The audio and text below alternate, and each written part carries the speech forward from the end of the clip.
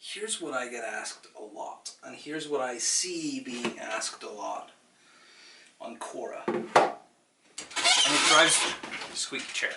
And it kind of drives me nuts. And the camera industry kind of drives me nuts because they've come up with this formula to sell people a super cheap camera. And they're really not doing people any favors. And I want to explain why. So the answer to the question, should I buy a Nikon D3000, 3100, 3200, 3300, 5000, 5100, 5200, 50, I don't know where they are, 5500? Are we there yet? Should I buy one of those? Is it a good beginner camera? The answer to that is not quite as simple as you would think, because it's really tempting to see this in Costco for $450 used, a used D3000 on Craigslist for $200 with a kit lens. It's really tempting to look at that and say, well, it can start me in photography.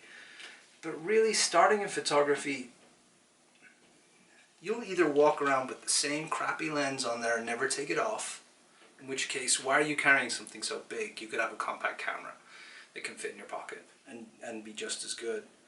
Or a Sony mirrorless camera, cheap NEX6 like the one I'm using to film this.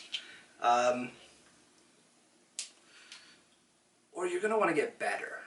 And better in photography, there's nothing, this is a D5300, nothing in this body is astonishing, the technology is astonishing, it's astonishing for video, that's why I bought it for my kid.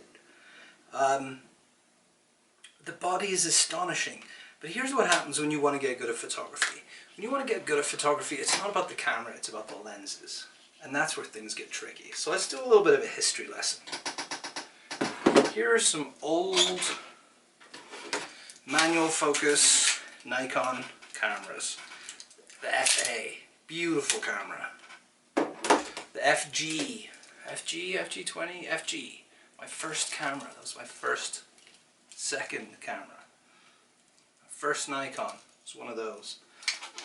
A little 50mm compact lens, look at that. There's nothing to that, it's beautiful. And they're small. There's a 100mm telephoto. It's tiny. And the zooms were tiny too. And then came the creation of autofocus. And a whole bunch of Nikon people had lenses like this 50mm, like the 100mm, like the beautiful 135mm f2.8 prime. There were some okay zooms, but zooms weren't as good back then. And along came cameras like this, the N2020. Quite a camera. Very much like the older Nikons, in that it used the aperture control to change aperture. Then came along cameras like this 6006, there was a 4004 and 8008. They're great cameras. And this is before Nikon put out those piece of crap silver things that were Paperlight and had the first incarnation of the kit lens. They were just horrible. But for people who were serious, they started making some really cool autofocus lenses, like this 35 to 70mm constant f2.8. Now if I say constant f2.8, what I mean there is the aperture is effectively the size of the hull. If the size of the hull doesn't change as you zoom, that means it's a constant aperture. Modern lenses and cheaper lenses, even older lenses, the zooms, the maximum aperture when it was at its widest was better than the maximum aperture when it was at its most zoomed. And that's just physics. To keep things inside a package nice and tight, like a modern zoom lens, like the consumer lenses, there's a compromise in size. But back then, People were buying serious lenses. That is a serious piece of glass. It's very simple. It's very like a manual lens. It just has a little bit of added mechanism to focus. Same with this 70 to 210 constant f4. And this monster, which is still made today, the D version of the 80 to 200 constant f2.8. That is a beast of a lens. That's still available today and new for, I think it's about 1,500 bucks. About 1,500 bucks. So what Nikon did was, they have this little built-in focus motor, and the camera senses the distance, and there's a little blade here that goes into a slot on the lens and turns a screw which focuses. Now this one struggles a little bit. Yeah, focuses. It still focuses. Awesome. But people who bought this camera, they probably had a bunch of older lenses. And that's the nice thing about Nikon. There's that same little pancake lens, totally happy on this camera.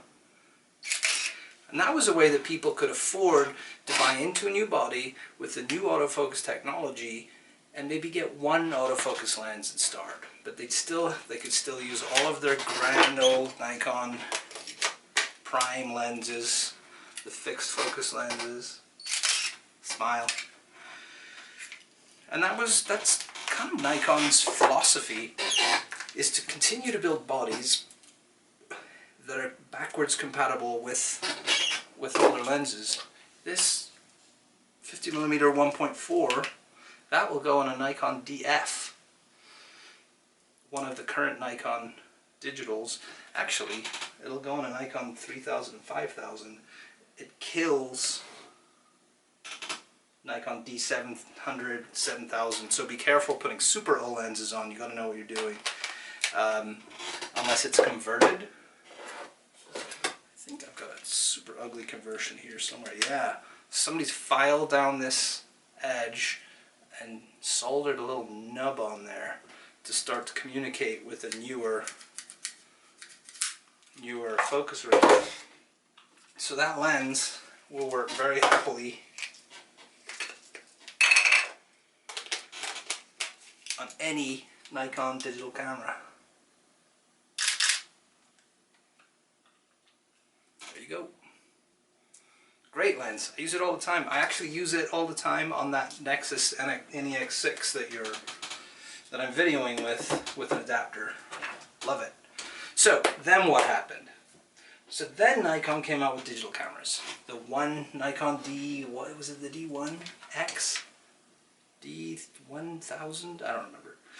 And then they started building consumer lenses like the D50 that I have here, D50, D70, D80, the D200, the D300, which were more pro lenses.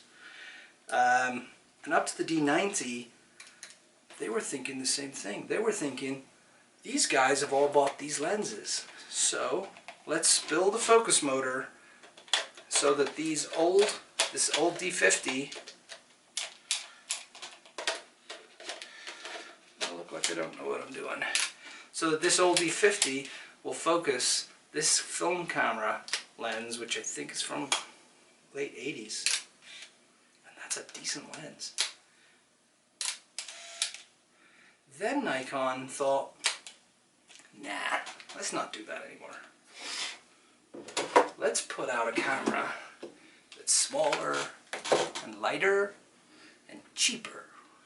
Like the D3000 and the D5000 is where they started, and it was the first time that they killed backward compatibility in a big way. This does not have a focus motor built in, therefore it cannot use any of these older lenses. So what, right? So you've got a camera body here, 5300. I think I paid used $410 for that with the kit lens a year ago. You can get a D3000 for 200 bucks all day long on Craigslist. But then what happens? Yeah? Here's what happens.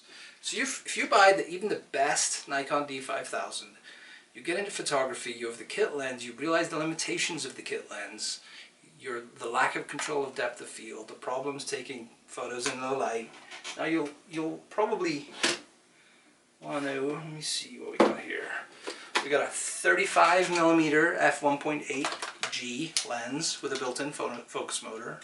You probably want one of those. It's a great first step to take your photography to the next level. But then what? Then you have a choice.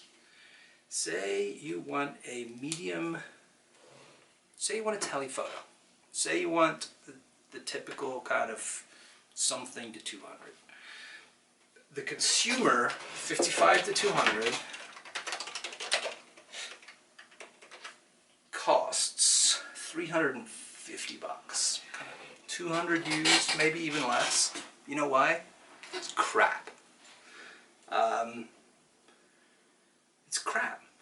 Then you've got the VR lenses, something like for a while I was playing around with was it 28 to 300? 28 to 300, that's $850. Now it's great to have a lens that is kind of wide and goes to really zoom, but have you any idea the number of sacrifices that have to be made to give that level of flexibility? To go from there